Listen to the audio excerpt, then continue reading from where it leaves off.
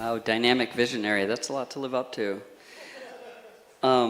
So the talk is about, we've dug ourselves a hole with regard to public schools, and I've been speaking a lot around the state about this, and I have a couple of ideas for how we might actually get back out. And I want to start with just a story about, he mentioned Croydon, what happened in Croydon. So it's a small town. We have a traditional town meeting, which means whatever happens, happens. It's not like SB2, it's not like a city. You show up, there's some warrant articles. Anybody can change the amount of any warrant article. You can't change the purpose, but you can change the amount. And so typically at a district meeting, the school board and the superintendent and the principal, whoever, the school district shows up and they present the amount of money that they're going to take from you, and they tell you what they're going to do with it. And then you vote on it, and you might amend it.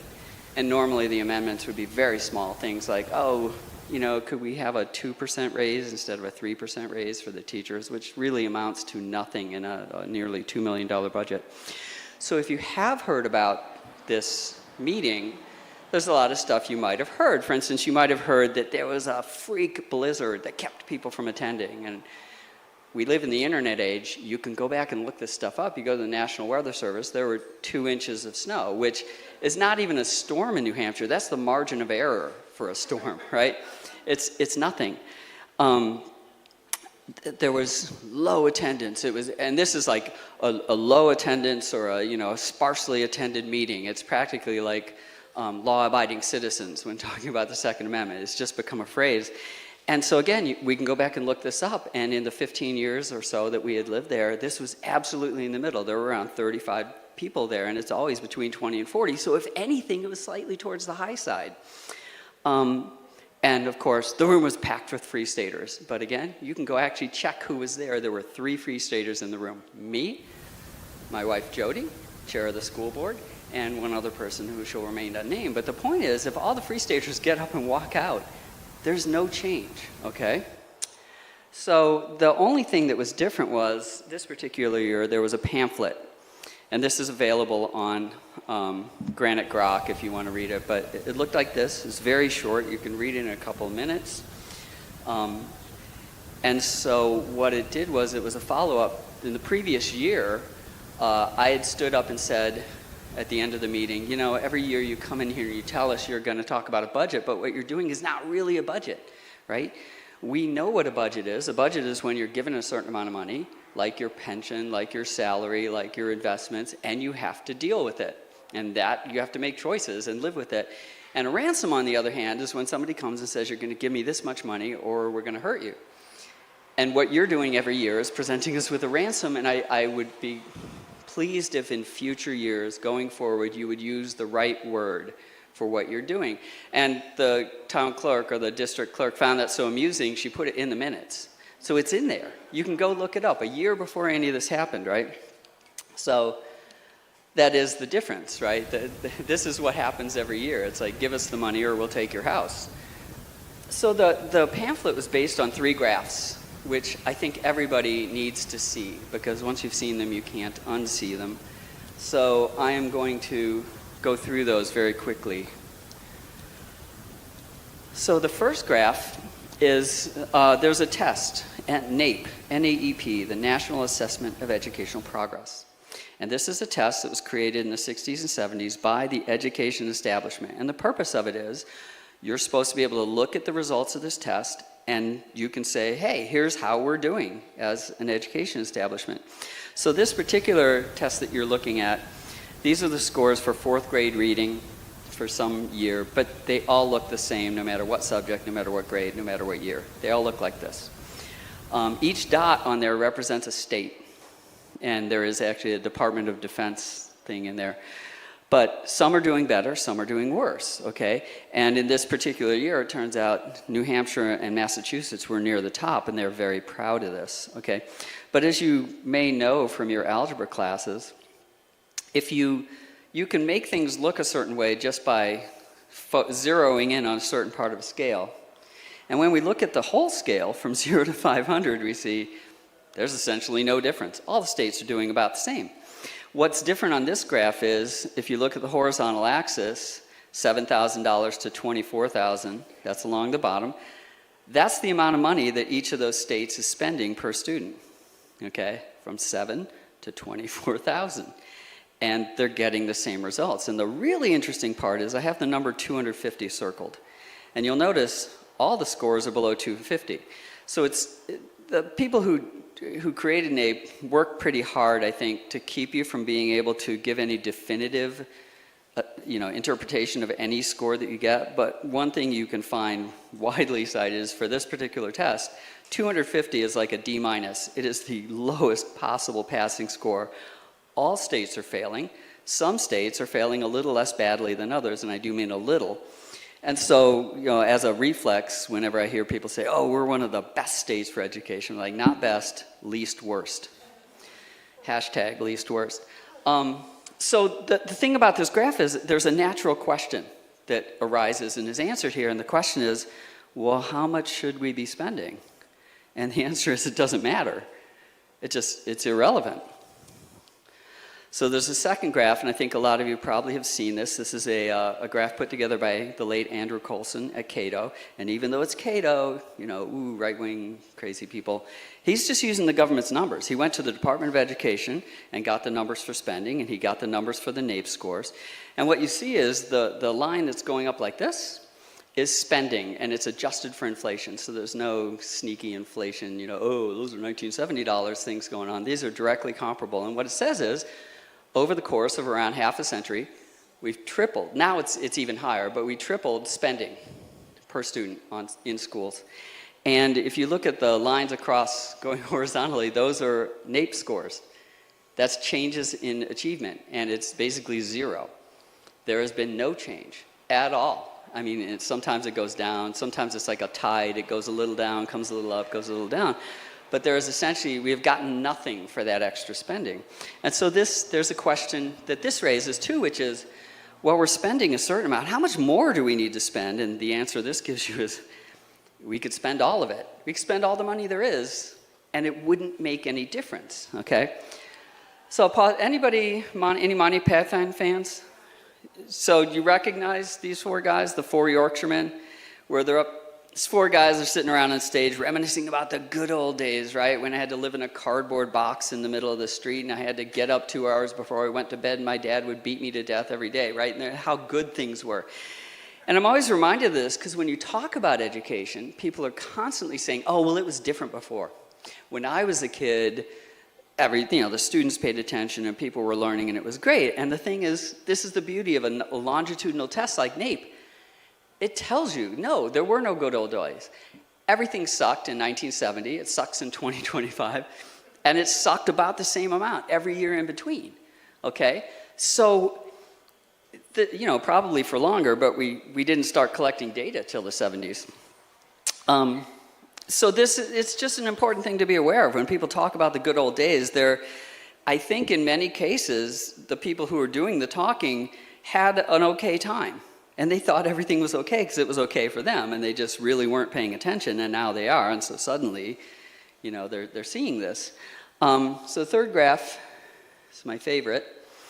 So we have two curves. The one on the bottom is every data point represents one of the districts, the school districts in New Hampshire.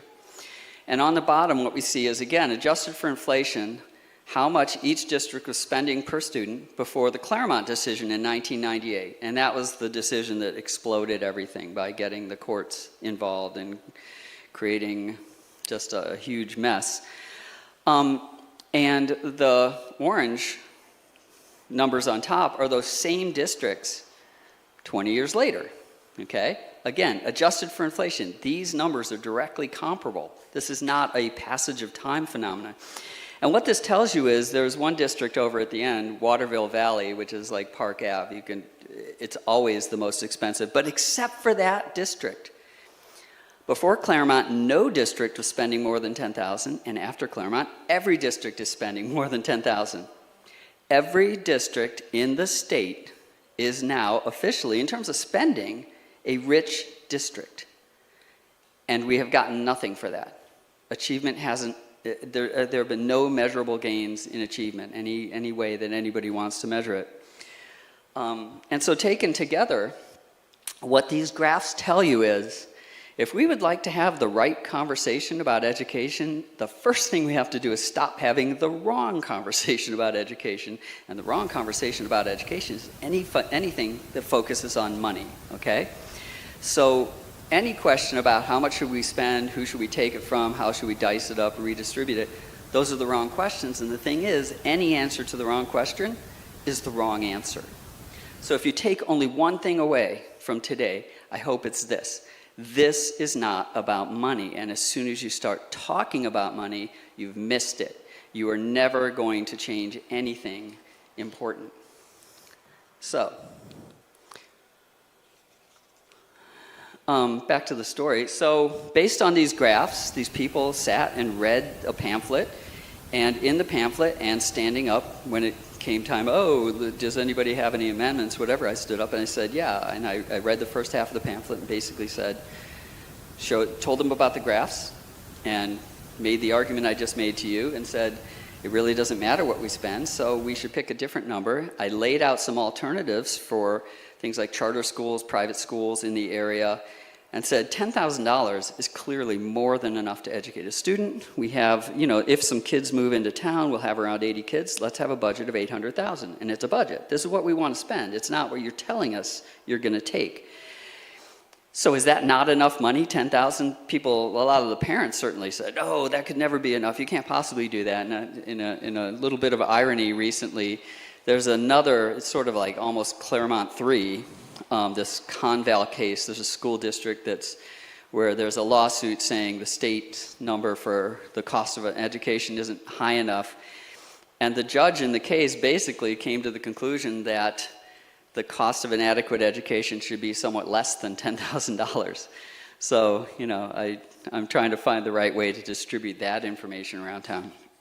Anyway, so the voters, not me, right? If you read any of the accounts, it's like, this guy did this. It's like, I just said, here's something to think about, here's a suggestion, and they took it, okay? And it was there's a two-part process. It was 24-10 to amend the article to replace 1.7 million with 800,000, and then there was more discussion, and there was a second vote which came out 20-14 to adopt it, and suddenly we had a budget instead of a ransom, which was pretty cool. Again, 20-14, all the Free Staters, and Jody didn't vote, so 2 Free Staters leave. It's no different, okay? So the thing is, saving money is nice, but that wasn't the point. And I tried to make that as clear as I could in the pamphlet. The point was to force a discussion about education, okay? And the pamphlet pointed out that there are certain questions, very fundamental, very basic questions that never even get asked, let alone discussed and answered under the ransom model. They just come in and say, we're going to do what we want to do, give us the money, thank you. That is one of the differences between a ransom and a tax, by the way, is with a tax, you're supposed to actually say thank you for taking my money, whereas with the ransom, you don't. So, as I noted earlier, with a budget, the whole point of a budget is to force you to make priorities. To say we can't do everything, right? You got a budget at home. It's like, well, we could use a new refrigerator. We could use, maybe repair the roof a little. We can't do both. Got to pick one. So with a ransom, you don't have to do that. You just write down all the things that you could possibly want, including, if that's snowshoes for the kids and violins and ski trips and whatever. It's like, this is what we'd like, so this is what you're going to pay. So the first of those questions is just this. What is the purpose of a tax-funded education? And when you ask this in a public setting, anywhere except here probably, people think it's a rhetorical question. They think you're just making a statement that there shouldn't be tax-funded education, but that's not it at all. The point is, we're doing something. If we're doing something, we should be able to articulate what it is we're trying to do and why we're trying to do it, and what authority we might or might not have to try to do it. And so, within the written New Hampshire Constitution, as opposed to the oral one, the wording is very similar to the wording of the Second Amendment to the federal Constitution. It starts out, this is Article 83, which starts out, knowledge and learning generally diffused throughout a community being essential to the preservation of a free government.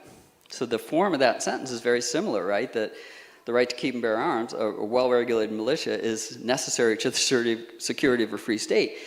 And the point it's making, you put those two things right next to each other and it tells you something important. There are two principal mechanisms for resisting government overreach: being armed and being educated, okay? Which is, as soon as you see that, you suddenly realize it is crazy to put the government you're supposed to be able to resist in charge of either of those, or at some point even to let them be involved in it, okay? So it's often claimed, that this is a right, education is right, and I came across a meme once that I absolutely loved. One guy is, education's a human right, and the other guy goes, well, so is gun ownership, and the first guy says, well, no one's trying to take your guns, and the second guy says, well, I'm not worried about people taking my guns, I want the government to pay for my guns. And the first guy says, it's the right to be able to own a gun if you want it, it's not the right to be given a gun. He's like, oh, is that how rights work? Then why does everybody say I need to be given an education, right? Which I just think nails this. This, again, is one of these things, you see it, it's hard to unsee it. Two of my favorite questions are, if a kid wants to learn something, who can stop him?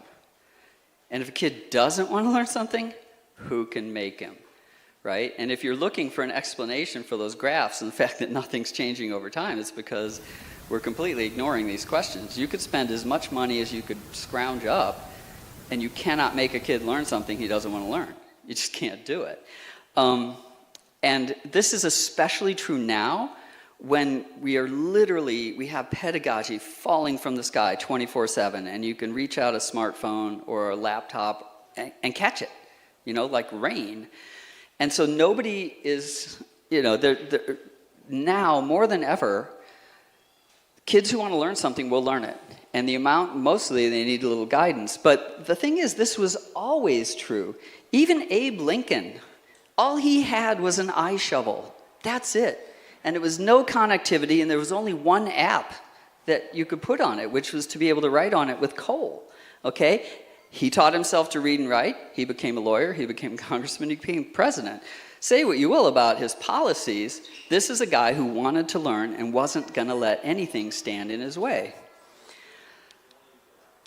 So another question in the pamphlet was, what's the difference in cost between, on the one hand, teaching kids to read and then letting them learn specific course content by reading, or paying teachers to explain that content to students who can't read it, right? And, I like graphs, so here's a nice graph. Basically, if you teach kids to read and they start doing all the heavy lifting, the cost of educating a student as he gets older drops towards zero. And yet, if you don't do that, the cost continues to rise because you need specialists with more and more education to come in and read the books to the kids. So $10,000 per student is way, way more. Once you get past about 4th or 5th grade, it's way more than you need to educate a kid. However, it is not enough to rent meat-based reading machines to read the books for them. Okay, that's what's expensive. So one of the questions that almost nobody wants to ask, and they shy away from this when you try to bring it up, is, does it make sense for poorer people to pay to educate the kids of richer people?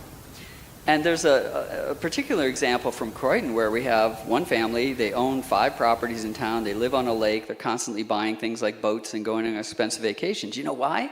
Because they're not paying $30,000, $40,000, $50,000 to educate their kids. They're letting their neighbors do it. So basically the town is buying them boats. And who are the people who are buying those boats? Well, one of the guys who doesn't live near a lake, who's lived in Croydon forever, his daughter has to take out personal loans to pay his school taxes because he can't afford to do it. And otherwise, they'll take his house. So that kind of system, nobody wants to talk about this whole, well, it's a right. Is it an entitlement? Should it be an entitlement? Should people pay for it if they can? Nobody wants to have that discussion. So the whole point of replacing a ransom with a budget is that until you answer questions like these, until you actually take them seriously, what are we trying to do? What are the consequences of what we're doing? How will we know if we succeeded, okay? You don't even know what it means to succeed. right? You can't even tell if you've succeeded, and if you do succeed, it's only by accident. So I don't know if some of you have heard of Zig Ziglar. He's a motivational speaker. So he said something once, which I love. He said, if you aim at nothing, you'll hit it every time. And I think that is the best one-sentence summary of the public school system that I have ever heard. So long story short, we did not get to have a conversation about education. It quickly got derailed into a conversation about personalities, what terrible people Jody and I were, and what terrible people the Free Staters are. And it was especially disappointing because I had a track record of publications going back years explaining just the opposite, that there are ways we could actually make schools work better, not close them down, but make them actually work better by figuring out the answers to questions like the ones I was asking. And this is despite the fact that only the Free Staters in town seem to care at all whether the kids learn to read and do math. Nobody else really seemed to care. And here's how crazy that gets. So after the whole story is over, the next year, I come back to the budget meeting for the district, and I say, okay, look, obviously we don't care about spending less money. Maybe we should spend more. Maybe what we should do is hire reading specialists so we can get every kid up to the state standard, which is that 100% of kids should be, literate. And so I said, and I don't, it doesn't matter how much. Let's just find the number that would actually work. Maybe the reading specialists have to go live with the kids and teach their parents to read. It doesn't matter. What we should be doing is saying, what would it take to do this job, okay? And we should add that to the budget. So the next two people who stood up, swear to God, said essentially the same thing. They said, I am so tired of these Free Staters who just want to cut budgets and close the schools. Just not even hearing, right? This is the sort of level, everything sort of got to the level of a Tom and Jerry cartoon, good, good, bad. That was it. So you can read about all this in the book, and if you haven't heard it from either Jody or me, trust me, you haven't heard what actually happened. And this tells the story. I'm not telling the whole story today, but this tells the story, and more importantly, it actually provides what we hope are good insights for anybody else who wants to try this in another town, and what things to look out for, how you might deal with them, and somebody should definitely try it in another town. Sorry. Oh, you didn't tell them how it ended up. Can you do that in a sentence? I will, but short course. Sure. The way it ended up was they had a special meeting. They violated a bunch of laws. They ended up reinstituting the ransom. Sorry. No, it's okay. Through a huge fear and smear campaign, which is described in the book, and it's But that's the spoiler alert that the budget actually got reversed, unbelievably. So Jody, who just stood up, was chair of the school board, and she kept asking at every meeting, what are your priorities? Parents, what is it you most want for your kids? And the amazing thing was, nobody mentioned academics. Nobody mentioned reading, writing, math. Nobody mentioned science. What they mentioned over and over was transportation, which is sort of a code word for daycare. I want to know you'll pick my kids up and they'll be somewhere and you'll drop them off later, but they won't use the word daycare. They wanted sports and extracurricular activities like band and dances, and they wanted their kids to be with their friends during the day. And some of the parents were really excited about welding. They wanted their kids to learn to weld. And so we were really baffled by this, and I was actually a little upset just that this was even going on, that they just didn't seem to care. And eventually, too late, but better late than never, we realized it's like, they were actually telling us something important. They were telling us they didn't really want a school. They wanted a community center. That's what they were asking for, right? A community center where kids could go and sort of be happy and pursue their hobbies and be with their friends and come home when it's time for dinner. That's what they wanted. So one of my books is called The Libertarian Case for Public Schools. And in that, I talk about a thing I call the travesty of the umbrella, which is similar to the tragedy of the commons. But the point of it is, if you can drag something in, and if you can call it school, right? Oh, occupational therapy, that's school. Hot lunches, that's school. Bus rides, that's school. Once you can call it school, it gets dragged under this umbrella, and it's subsidized forever, okay? You can never get rid of this. And so this, I think, is actually the central problem we face with public schools. We haven't even tried to figure out what they're actually for, so we just keep trying to use them for everything and expanding this umbrella and stuffing more and more things under it. And so, in a sense, the more things that schools try to do, the less anybody really expects them to do anything. They just, well, we get credit for trying to help the kids. So, another little story before any of this happened, at one of our school board meetings, I stood up just for fun and asked point blank to the superintendent and the special ed coordinator at the time, can you name anything at all, massages, trips to Disneyland, whatever, that you could not somehow say is part of school and therefore make everybody pay for it, and they were not able to come up with anything. There is nothing. Literally, this is the mindset that you're dealing with. There is nothing that you can't call school, and then it becomes subsidized. So really, the lesson here, I think, is we need two umbrellas. Okay, we need one for school stuff, and one for community center stuff, right? So then the question is, okay, you got these two umbrellas. How do you know what goes under which one? Okay?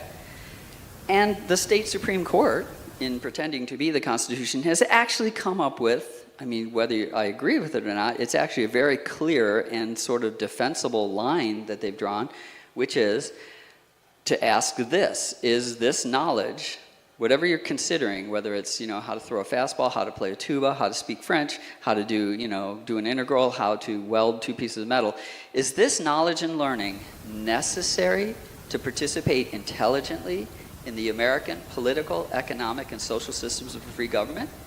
If so, the answer is yes, it's part of an adequate education, and it belongs in schools. And if the answer is no, it belongs somewhere else. Community centers or just private, things like martial arts schools or piano lessons or whatever, but it doesn't belong in schools. And so this is sort of like the Hogwarts sorting hat, right? You take each thing out of the school and go, oh, AP Calculus, you put the hat on, it goes community center. You put on something, rhetoric, it's like school, right? And it would work that way. So at this point, I actually I would say this at each meeting that I went to, and people would just yell at me and say, that's a crazy free stater idea, and that's just not, it doesn't take into account, what should happen in public schools. And I'm like, I'm just quoting the state Supreme Court. It's not like we went back in time to 1998 and packed the court with free staters. There is not a more mainstream idea to be found in all of New Hampshire.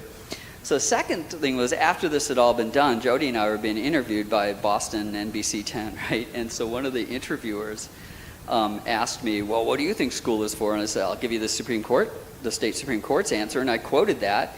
And she said, oh, you're just being an originalist. And I'm like, 1998, lady. Everybody's still alive. You can't not be an originalist on this. So anyways, we can ask what kinds of things are actually necessary to participate in those systems. And things like reading and writing, so much is conducted in reading and writing. If you can't do those things, you can't really participate. Rhetoric, and I define rhetoric as the art of using words to manipulate you into doing something that's bad for you, okay? You need to know how people use rhetoric on you, and you should know how to use it on them in self-defense. Logical reasoning, you've got to be able to recognize a bad argument and construct a good one. Statistical and scientific reasoning, I'm not talking about like becoming, taking whole courses in chemistry or physics or whatever, but to understand how scientific reasoning works, how statistical reasoning works, and when it's being done badly, okay? And that's because virtually every policy discussion that's conducted anywhere now drags this stuff in. Oh, well, statistics show us that, if you only wear 4 masks, it will whatever. You need to be able to look at that and say, that's bullshit, right? Or, oh, that's actually reasonable. So you need these things. These are necessary. And if you take any one of those out of, if a student doesn't learn any one of these, he's not fully actually educated enough, he's not fully prepared to be a citizen. Because he's going to turn 18, he's going to be able to vote. And that puts your rights at risk. So we can also ask then, well, which things aren't necessary? And that's basically everything else. So there's stuff that's necessary, there's stuff that's not. And of course, you talk to people about this, and they always want to say, well, music is necessary, because it helps a certain kind of brain development, and sports are necessary because you learn teamwork and whatever. And so it's like there's a very, very simple way to answer this, to deal with this, and that is this. If something is necessary, it had better be mandatory. Okay? If it's really necessary, if you really need it, then you shouldn't be able to get to whatever we decide to call graduation without being able to do that thing. And so if every school isn't offering everything, some schools have football, others don't, some have AP Calculus, others don't, some have welding or after-school robotics, others don't. If not every school has it, it must not be necessary. And similarly, within a school, if not every student has to learn something, not everybody has to take a foreign language or learn an instrument or play a team sport, then it must not be necessary, right? It's a very, very clear test. If it's necessary, everybody had better be doing it. And if not everybody has to do it, it's not necessary. That's what that word means. So this relates to a quote I like by Antoine Saint-Exupéry, who's the guy who wrote The Little Prince. And he said, perfection is achieved not when there's nothing more to add, but when there's nothing left to take away. And I think that's the goal we should be shooting for. You should look at whatever that list, and I'm not saying I have the right list, I'm saying there will be a list like that where removing anything from the school part actually makes things worse. And that's when we know we've got it. So I've been bringing this up recently because there's a bill, Senate Bill 343 from the latest legislative session. Has anybody heard about this? So, amazingly, introduced by Republicans, it's based on this CDC program that they're pushing, the Whole School, Whole Community, Whole Child program. And basically, it's an attempt to say, let's have a box named medical centers and put that under the umbrella, okay? And so the thing about that is, the temptation is just say, let's just kill it. Let's just kill this thing. However, like bamboo and cockroaches, it will be back. It's not going anywhere. You could kill it. It will just keep coming back. And so what I would like to propose, if there are any state reps in the room, is whenever a bill like this comes up for discussion, don't kill it. Be more like a mouse, or a cat who's caught a mouse, and play with it a little. And the playing with it looks like this. Well, this might not actually belong in schools. Let's take this as an opportunity to discuss what else is in schools that might not belong there. Right? It's always an opening to discuss pulling some of those boxes back out from under the umbrella. And once they're out, it's like, well, we don't, if we really want to have that, hey, community centers, right? So the difference between this and the normal just going in and saying schools shouldn't do all that is now it's harder for people to, you always get this argument, oh, you just want kids to be drones, you don't care about arts and stuff. It's like, no, we care about those. They're all important. They just don't belong in school. They belong over here. Here's another more appropriate place to put it. And if we actually took this seriously, one of the great side benefits would be that if you have every student in every school learning the same things, right? No more, no less, regardless of where he lives or how much money his parents have, what could be fairer than that? Everybody gets the same education. Right now, every discussion about fairness ends up being about money. And it would be nice if we could discuss fairness in terms of what the kids actually learn and why. So I just want to point out there's another thing that's become common, especially in discussions of school choice, which are very hot right now. And you hear this phrase over and over, the parents are the customers of public education. And here's the thing, they're not, okay? The taxpayers are the customers. The taxpayers are supposed to be buying an educated citizenry so that they don't lose their rights. They're not getting it. The parents and the students are beneficiaries, not the customers. And they don't get to call the shots. The customers should be calling the shots. And so as the old saying goes, beneficiaries can't be choosers, right? And this is one of the things that until that rhetoric I think has been maybe the single biggest contributor to shoving all these boxes under the umbrella labeled school. Oh, this would be good for kids. This would be good. Oh, this would be good. Let's put all that stuff in there. And it's like, no. The point of this is for taxpayers to pay to get an educated citizenry to protect their rights. And until the way we discuss all this changes, nothing else will. We'll just keep doing the same thing and getting what we've been getting. So that's the first way that we can start climbing back out of this hole. It involves changing how we talk about schools, about what the purpose is, about how we'll know what success is, who's supposed to be buying what for whom. The second way involves changing who talks about schools. So there's a question that has bugged me for a long time, which is if you look at a typical town, Croydon, Claremont, Manchester, the parents and school employees are a block, and they work together because they basically want more spending, right? And the taxpayers outnumber them like 10 to 1. And so the question is, how come the parents and employees keep getting their way when there's so many potential people who could just walk in and say, we're not playing this anymore, right? And I think the answer is that the taxpayers don't want to be perceived as the bad guys. And this is what we saw in Croydon, where the very first meeting after the budget replaced the ransom, a bunch of people showed up to see what would happen. And the people who were there to support the budget essentially got chased out of the room just from abuse, and they never came back. Because, like, who needs that? Who needs to be sit there and told that you hate kids and you hate education and you just want to close down society and you're terrible people? Nobody wants to hear that. And so they just give up. And they just say, whatever's going to happen is going to happen, and we're not going to have anything to do with it. So here's the current situation, right? You've got the parents and the employees, and they're all on one side, so they get what they want. They always win in any contest, okay? Which is generally more spending, without any idea of why they need the more spending or what they're going to do with the money. And our idea is, if you get a significant number of parents who pull their kids out of school, who are no longer part of that block because they're doing something else, whether it's micro schools or private schools or whatever, that's not enough to tilt the board. And it doesn't have to be a majority, it just has to be enough that the taxpayers can jump in and be for something instead of just against something, because they're always perceived as, you just hate this, you hate this, you hate this, you don't want this. They could come in and say, no, this is actually what we want. We want parents taking responsibility. We want the right amount of funding. We want kids who are actually learning something. That's what we want. We're for that. And then they would be persuadable. You could persuade them perhaps to go for something like the school versus community center idea.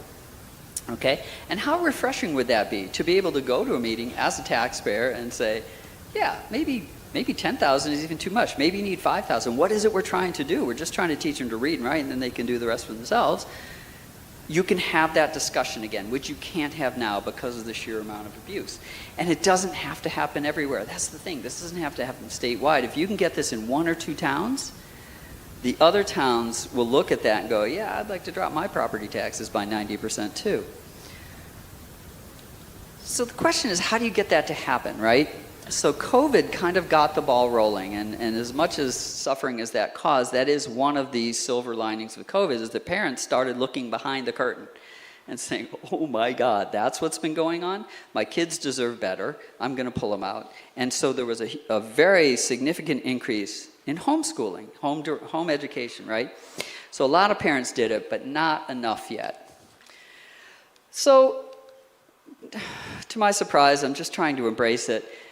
It turns out that conservative parents, at least, don't really seem to be motivated by academic failures.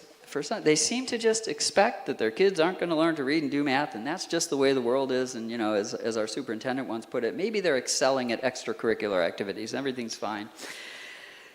Here's what they do get excited about. Boys and girls' bathrooms. Boys on girls' teams. Pornographic books in libraries. They don't care that the kids can't read the books, but the books are there. They care about pronouns. They care about privilege. They care about struggle sessions. Yes, you must confess why you're bad and why your parents are awful. They care about bullying, right? They care about CRT and DEI and SEL and whatever acronym come down the road, okay? This is what they get excited about, and it's amazing to see how much time and effort they put into fighting these things. They will show up, they'll form groups, they will spend money, they're really excited about this. So while I'd rather that they be really upset about the lack of literacy, you work with what you have, right? And so I'm thinking we could do a little alchemy and turn all this angst and anxiety into action, okay? We can get them to pull their kids out of school. And the problem is, even when you know that that boat is going down and you need to get your kid out of there, it's scary. It's like, well, I'm on the boat and it's sinking, but I know about the boat and I don't know what's out there, and it looks like a lot of nothing. And so we are forming, in the process of forming an organization called EdOpt, which is short for Educational Options. And the mission of that is basically, one, to encourage conservative parents especially, I mean everybody, but we're going to focus on conservative fears, to get their kids out of the public school system. And we'll do that by connecting them with people who have already done that successfully. So they're not alone. There's like, okay, other people have done this, what they can do, we can do. And there will be people who are in your situation with regard to money and the jobs and your home and what kind of family support you have. So part of our job is to get people talking to the right people, and then to publicize the success stories so that more parents can go, oh, this is doable, we could do this, and more taxpayers can go, ooh, we need more of this, because this is a lot less of a burden and it actually probably will seem to be working. So the thing is, there are lots and lots of options, but most people, most parents don't know about those options, so they don't see all the lifeboats there are to jump into. And, I think of this as the renowned educational psychologist Tyler Durden might put this. What we have to do is remind people of the options they still have. So that's the plan, right? Step one is get this idea, use schools for what's necessary, and use community centers for everything else. And part two is get enough parents out of the public schools that taxpayers can support this and feel like they're pro-education instead of anti-school. Because that, I think, really will make all the difference in the world. So before we go, I have a few minutes. I'd like to talk about the Overton window. Who's heard of this term? Who knows what it means? Oh, excellent. So for those of you who don't know, it's just basically this idea that there are certain things that are just too far out to talk about, right? So with something like gun control, you can talk about red flag laws, good or bad idea. You can talk about whether, drug users should be able to have guns. But to say something like, well, you know what? Children and convicted felons, too, they should have guns. They're people. People would say, well, that's just too far out. We can't get there. And so what people use the Overton window is, what they use it for is an excuse to not put their ideas out there. But here's the thing. What I learned about the Overton window at that Croydon meeting was this. I guarantee you, no one, including me, walked into that meeting thinking they could walk out with a budget instead of a ransom, that their spending could go down by 50%, that their taxes could go down by 90%, and that the kids would actually have a shot at a decent education after 50 years of failure. If you think people aren't ready for your idea, you don't know. And you should assume that maybe they are, right? Especially if it's presented the right way. So, and the way, if you think that window, you're outside the window, the way to get the window to be wider or to move is to keep talking. That eventually people get used to an idea and they start, thinking, well, maybe that's not such a bad idea. There's a quote I love by Milton Friedman, which I find personally inspiring. It helps me stay on track, why I do what I do. So he basically says, only a crisis will cause a change. And the thing that happens in a crisis is people are looking around for new ideas. They're like, okay, this wasn't working. What should we do? And he saw his function as putting those ideas out that might work and keeping them alive long enough till, and I love this phrase, until the politically impossible becomes the politically inevitable. And I think schools are quickly getting to this point. I mean, it's not sustainable. There's nothing about the current public school system that can be sustained indefinitely.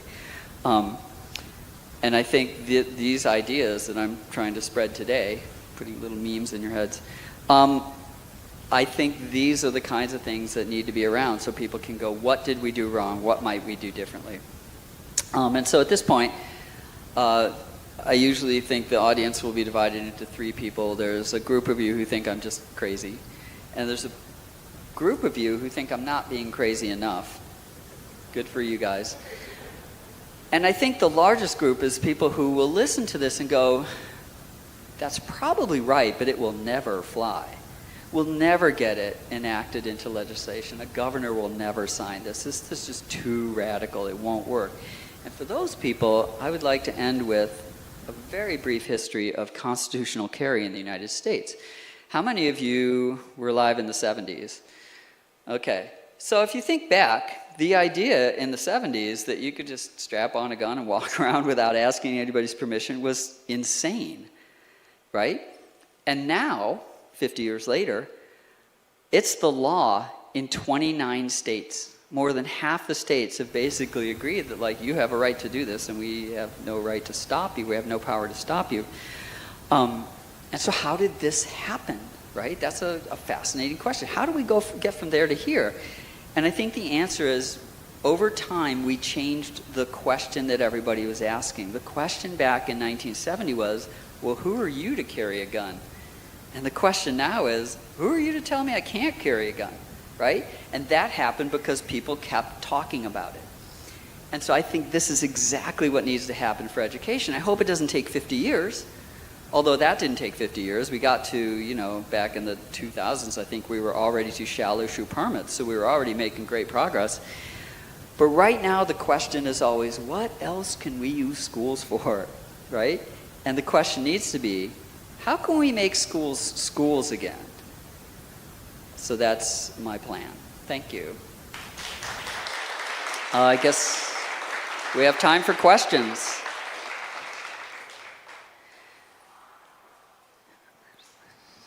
You sign language? I guess, there we go. If you were educated in public schools, you've overcome it admirably. Thank you. Your clarity of thought is really wonderful to hear. Thank you for saying that, because I've worked really hard on that. And I think of myself as one of the people who got educated in spite of public schools. I managed, we can talk about this sometime, but my strategy for getting through school was basically to get myself thrown out of class into the library where I could read in peace. Yeah. My younger daughter has a knack for being really funny without trying to. And she had a questionnaire she was supposed to fill out in third grade. And I thought it was funny at the time, and now it's, one of the questions is, what are the things you like most about school? And in all seriousness, she had written art, music, PE, and recess. What a condemnation. And yet, what are they being taught? They're being taught that this is a giant daycare center with all these resources. They're not being taught very much. Well, okay, they're always being taught something and they're always learning something. Whether it's the thing you think that you're teaching them is completely different, but kids are little learning machines, and this is what she's learning. So, yeah, exactly. Yeah. Thank you. Could you elaborate on what exactly went wrong in Croydon when they reversed the accomplishment that you had? Sure. There's a lot, and that's what the book is for, to explain all that. But basically what happened was we were not ready for the way it got personalized.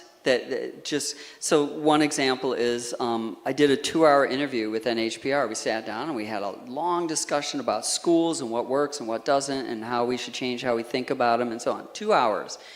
It got reduced to one soundbite, which was just something I was saying to sort of be funny, which was, if we took all the money we spend on Newport, which parenthetically is the worst school system in the state, if we took the money we're spending on Newport and piled it in the street and burned it, at least we'd get heat out of it, which is more than we're getting now. That was the entirety of what made it into the story. So there was a lot of media bias, there was a lot of money on the other side. We just weren't ready. And so, I often tell people, if I could go back and do one thing differently, it would just be this. I would have found one of the many older sort of people who've been in Croydon forever, I would have gotten, and who think the schools are just totally out of control, I would have gotten one of them to make the motion.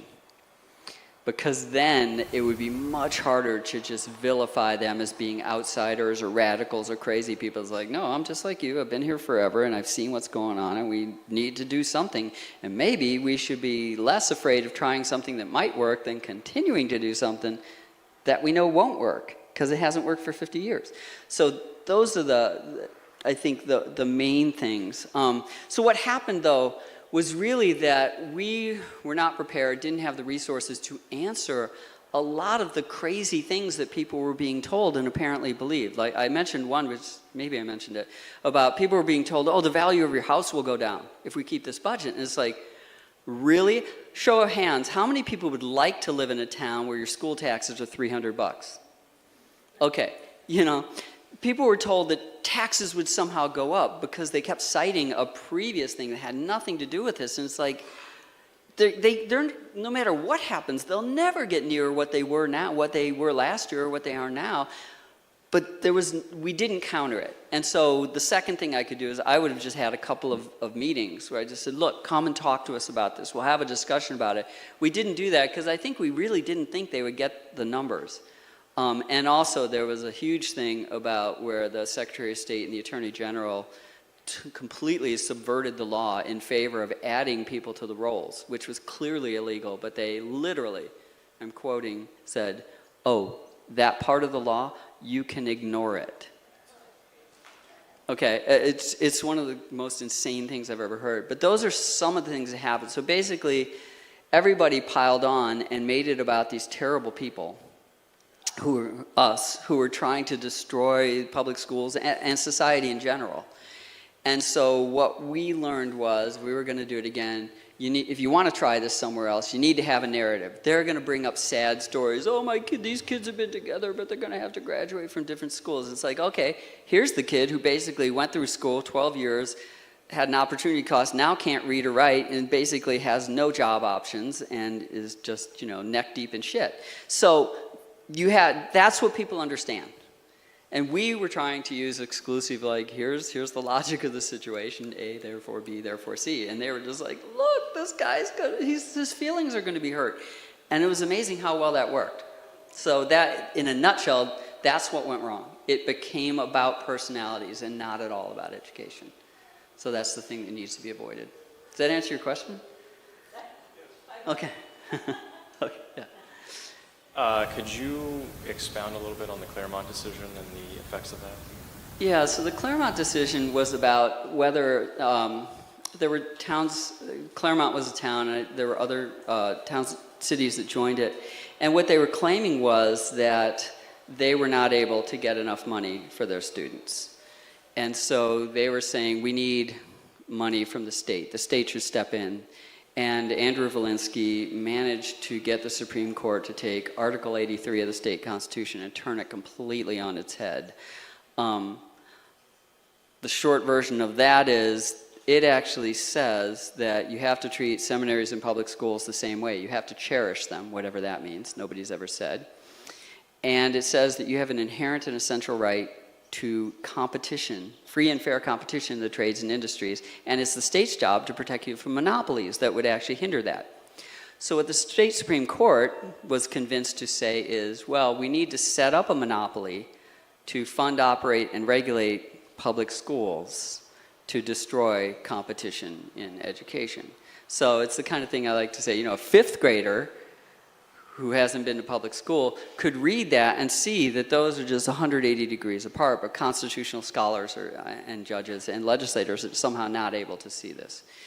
So that was what came out of it, and they came out and said it's the state's responsibility to provide each kid with an adequate to provide an adequate education. But what they actually said was they have to provide each educable kid with the opportunity to acquire the knowledge and learning necessary to participate intelligently in those systems, the social, political, and economic systems of a free government, right? So that's what they said.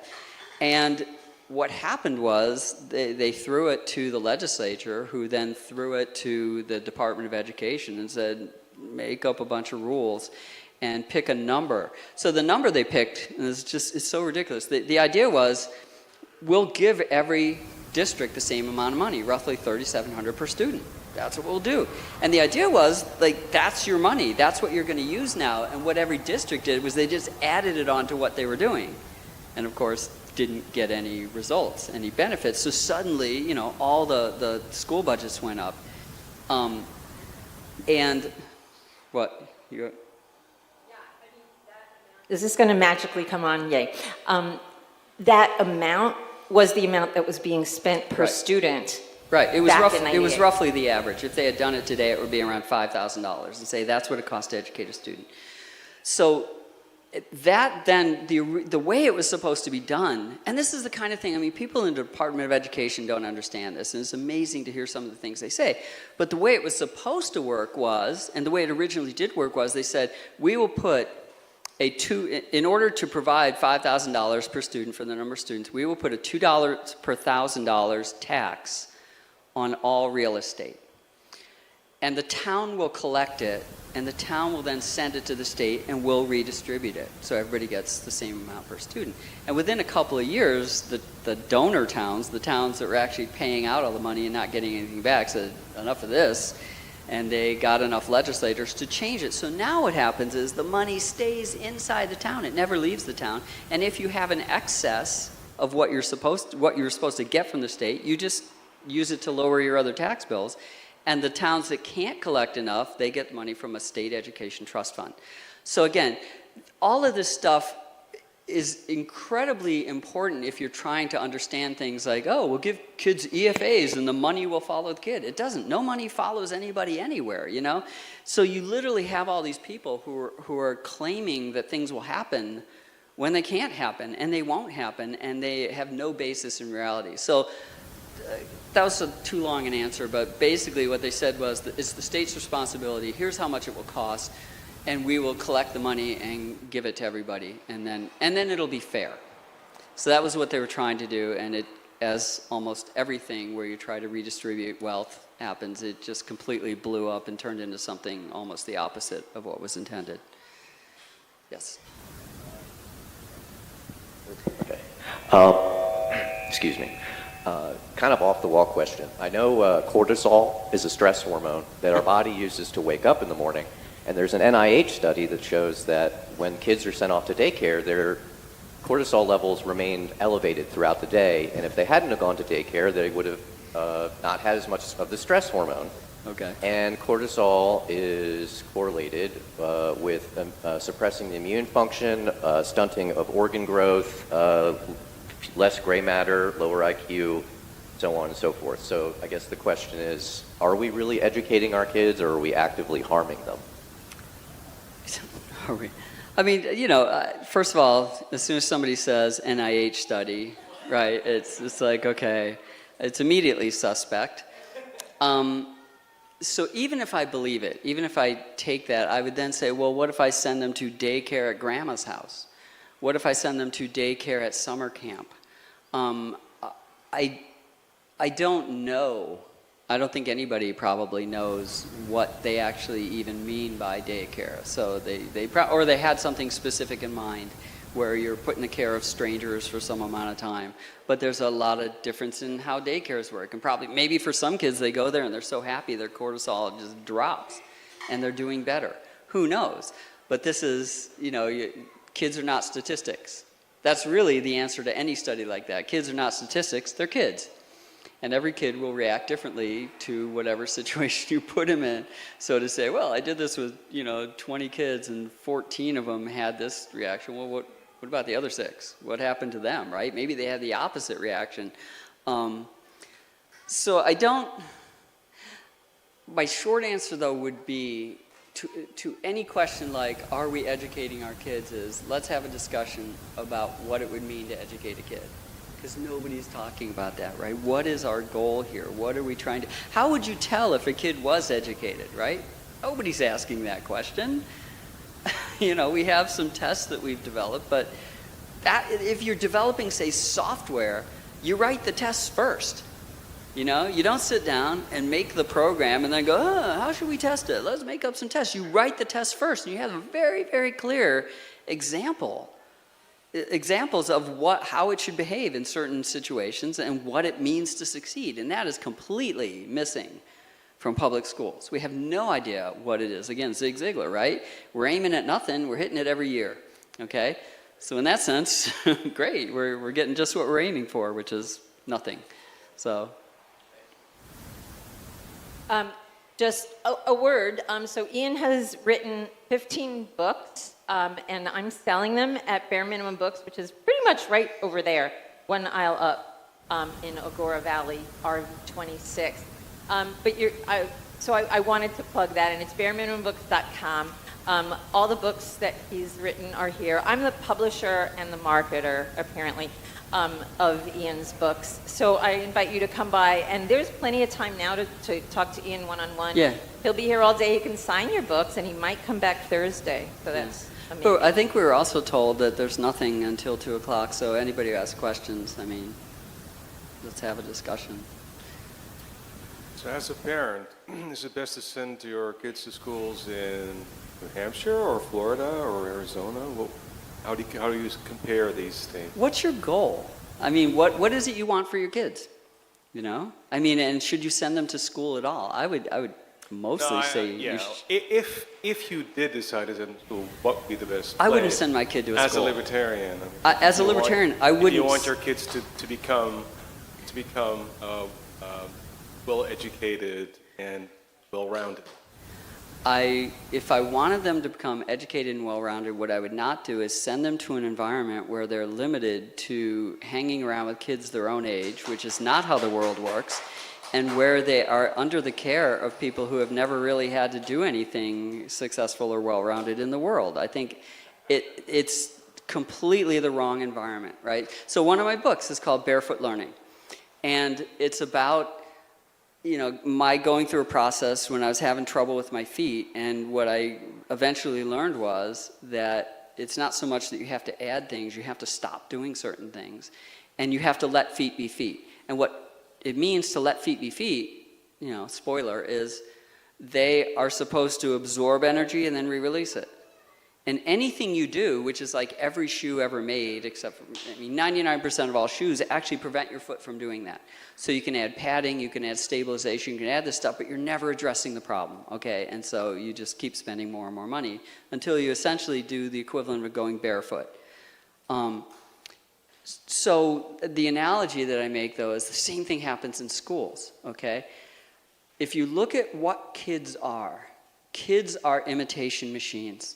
What they want to be doing, and the way for thousands of years that they have become well-rounded and educated, is they follow adults around who are doing interesting and useful things, and they're like, can I help, until they can do it themselves.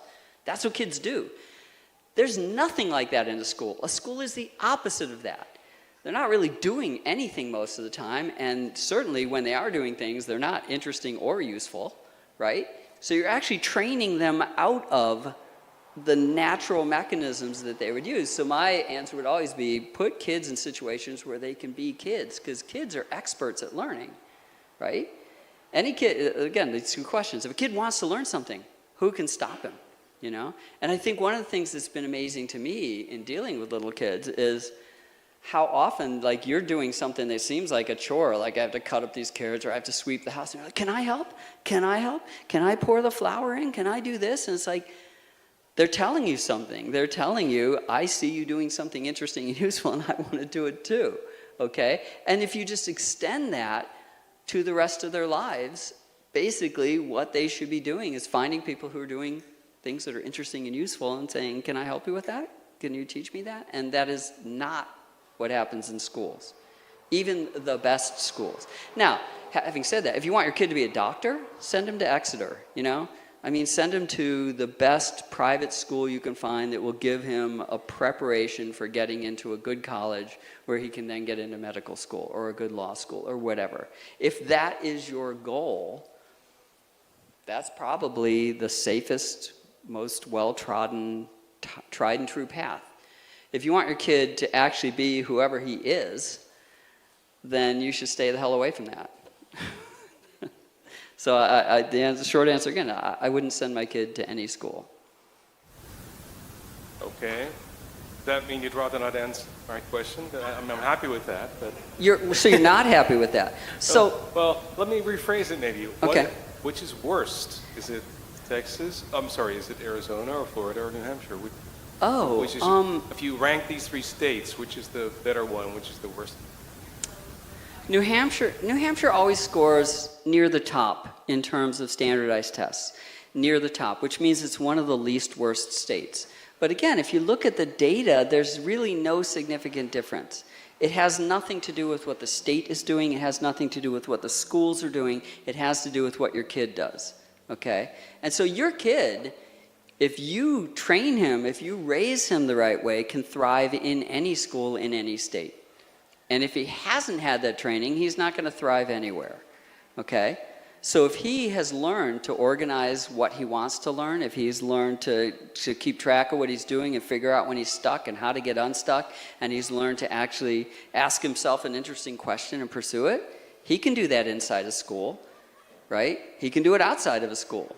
If he hasn't learned those things and they stick him in a school, then every state is going to basically train him to just sit still and follow a schedule, and they're going to do everything they can to interrupt his natural learning processes.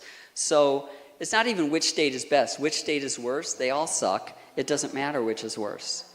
I mean, I know that's not the answer you're looking for, but, you know, so the advantage of being in New Hampshire is you're in New Hampshire. You're in a shitty school system, but you're in New Hampshire, which is an awesome place. So that would be one way to answer it. I would pick the schools that are in the state that's the best and not worry about the quality of the schools, which I think are irrelevant.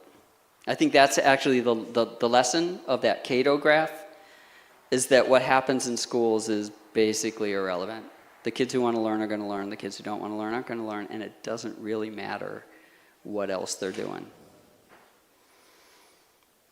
Sorry.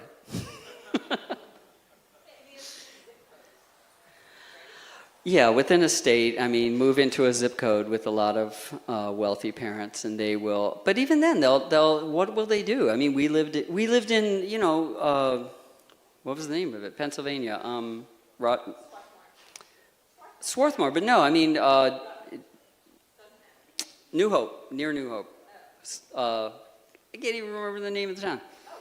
Yardley. We lived in Yardley, and they had one of the top, you know, school districts in the state, and the gym teachers were making $100,000. This was like 20 years ago, and yet any parents who wanted their kids to succeed had to hire tutors. That's just the way it worked. I mean, all that the wealthier parents can do in the end is just raise their own taxes and spend more money on the schools and hope it will give the kids an advantage. But as far as anybody can tell, it doesn't really work. You know, I mean, even a place like Sunapee, which is next door to us, and we now send some of our kids there. I mean, they're always like, "Oh, we're one of the best schools in the state," and it's like, okay, 1/3 of the kids can't read.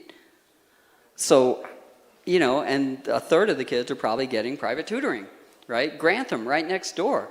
All the parents who care about their kids get tutors because the schools aren't doing it, right? In Croydon, I didn't tell this story, but I think it's in the book. Jody was at a school board meeting. This is after the whole cycle had gone through. And she comes home and she's like, the principal just said they don't know how to teach kids to read. And I'm like, yeah, no, I don't think so. So we go back and we look at the video because it had been streamed on Zoom or something, some equivalent. And she did. She sat there. She was confronted with the fact, very gingerly confronted with the fact that, you know, nearly all of the kids were reading below the lowest level of proficiency, and, well, do you have any plans to do anything about this? And after tap dancing for a while and blaming it on COVID, and kids who show up not being ready to read in kindergarten, as if that's not the point of kindergarten, to get you ready, she finally said, you know, there are a lot of theories about how to teach kids to read, and we don't really know which ones work. $30,000 a kid, this is what you get. Okay, and this isn't a good school district. I mean, this is what there is. And this is the beauty of COVID, was even the good schools, parents are looking at what's going on in the school and go, are you kidding me?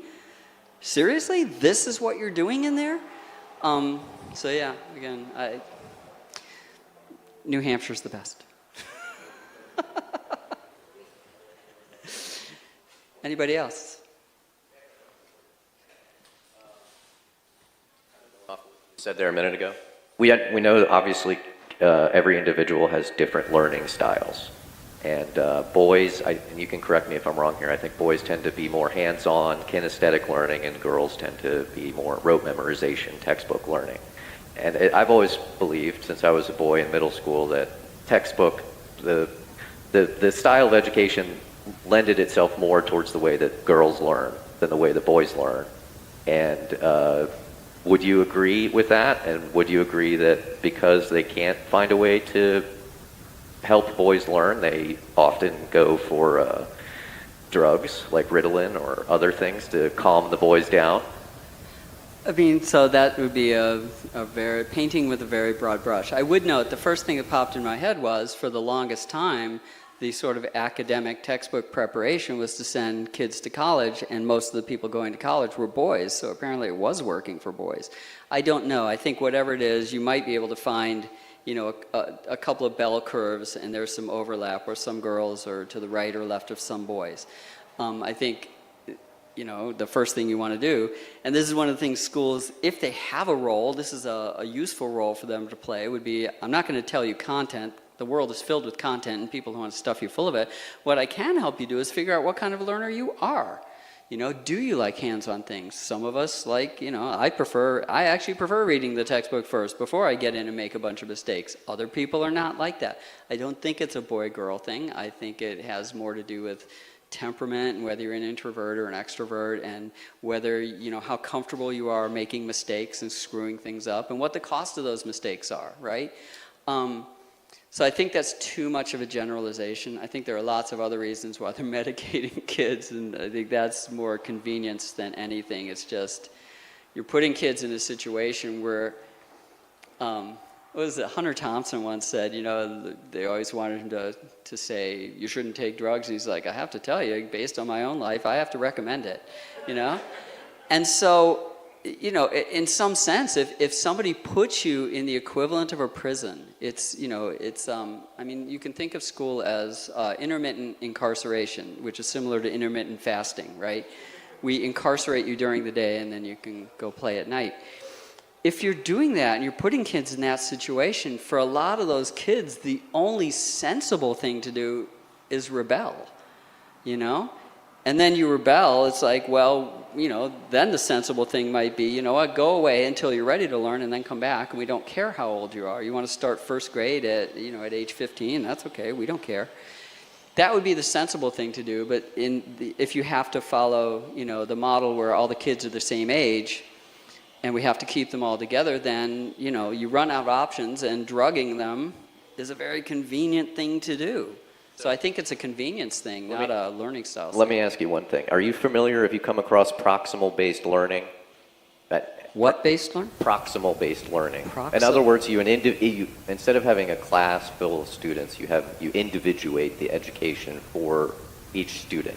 And you can use technology, AI, software, whatever, to educate kids exactly where they are as individuals, rather than try and clump them all together into this arbitrary grouping. Yeah, so I mean, in psychology, there's a guy named Vygotsky who came up with this idea of the proximal zone of development, which is exactly that for any kid. Jordan Peterson talks about this a lot too, and where there's a place where they will be challenged. If the challenge is too little, then they're bored. If the challenge is too much, they get frustrated. So there's always this thing. So here's the cool thing. People aren't aware of this, but there is a technology which was developed long ago and has largely been ignored, okay? And it's a technology where you actually can proceed in small steps at your own speed. You can stop, you can work on things, you can actually go back very easily if it turns out you've jumped ahead too quickly. And the name of that technology is textbook, okay? This is... So it's amazing to me because in some sense, you know, you imagine a teacher who stands up and explains some stuff and it's like, okay. Or you could have a guy who's been the best teacher 17 years in a row at Harvey Mudd College, and he could tell you what he would say and show you what pictures he would show you and anticipate the questions you're going to have. And it's like, it's in the book. But if you can't read it, you can't use that technology. So there is this sort of learning curve to get in there. So it's, in that sense, it's more sophisticated. The AI technology will be, let's meet the kid where they are. And the problem with meeting the kid where he is he never really has an incentive to go anywhere else. Yes, and that's a completely individual thing, and that will be, again, that will get into learning styles that some people they freak out with certain things and not with other things. So yeah, you're trying to help the kid. Bruce Lee used to say, I can't really teach you system or method, but what I can do is help you learn about yourself, so that whatever system or method you want to pursue, you can do that. And that was the way he taught martial arts. It wasn't do this, it was who are you, what are your strengths, what are your weaknesses, what are you good at, what are you bad at, what scares you, what are you confident about. Now you can learn on your own. So I think that's actually the approach. Yes? I've been a financial professional for like 25 years, and I teach entrepreneurship. I've taught on the bases to military veterans, and I teach kids. So one of the things I want to say about New Hampshire, I definitely want to vouch for the amount of entrepreneurship among kids. In a recent competition Venture Labs had in Pennsylvania, 10 out of the 25 participants were New Hampshire kids. So that's one thing I've noticed, is that there is very much, like, I have completely tailored my planning for my kids' college. And I have 3 girls, 3 wonderful, strong, independent girls. And I've told each of them that on the day they graduate high school, the money I have saved for college, if they want me to write that check to start a business, I'm very much willing to do it. So I think you really need to look outside of the Prussian model that was designed to send our kids to factories, and really think about how they can be economically viable and independent long term. Because last time I checked, that is one of our anarcho-capitalist principles. So I'd say, and I've got to say about your town, J.D. Salinger's still alive and kicking over there? Is that true He's or rumor? dead. They actually sold his property. I'm waiting for his family to release all the writing he was supposedly doing. Wow, interesting. But thank you very much for all you do. Yeah. I don't know. All right, bear with me. I'm trying to mold my thoughts while I'm trying to say in here. I've realized one of the biggest flaws in the public school system is actually the fact that get closer, that there's no cookie cutter way where they're trying to standardize something, they try to repeat it in all the systems, and not everybody can fit in that. And I consider myself, I went through the public school system, and I consider myself successful. I've always been like the top of my class. But looking back, I think it's merely the fact that I was able to just memorize. But as I've come to an adult, I've had to become more humble in the aspect of realizing that my biggest piece I missed in education was I didn't question things when I was learning them, which makes it now as an adult harder to get big concepts when I learn things, because I didn't learn how to question things growing up. Okay. And The so I good think news is that- you can learn that now. And There are I lots am. of books on it. And I am, but I could recommend some. yes, because I mean, I've gone through multiple degrees, nursing, surgery tech, psychology. I've gone through all those things, but I was just memorizing what I was learning. I was able to pass the tests. But again, by not having that questioning nature that a child has by nature, I actually inhibited, I feel like, most of my learning. So, I don't know. Yeah, Just I think that's not throwing out an idea. Yeah, and I think it's interesting what you said. You got through school and it was somewhat easy for you. And I think that is a lot of the people who talk about education, like everything seemed great. And you had no idea what was going on with the other kids. You didn't realize how they were struggling because you probably didn't talk about it. It's just, yeah. With that, one of my best friends, she questioned everything, and it took her a lot longer to understand it, but now seeing her as an adult, I feel like she's actually a lot further along for it. So she might not have gotten like the A's, she was a good C student, but I feel like she got more out of her education than most because she was stubborn and she wanted to understand all the details when you learn something. So it's just a balance. And that's, I mean, if it were up to me, that's one of the things kids would be learning. But of course, it shouldn't be up to me. It shouldn't be up to anybody, right? To say, this is what you must learn, this is what you're not. To the extent that what I'm arguing for here is, as a taxpayer, if whatever parents want to do on their own dime, go for it, have fun. I wish you success.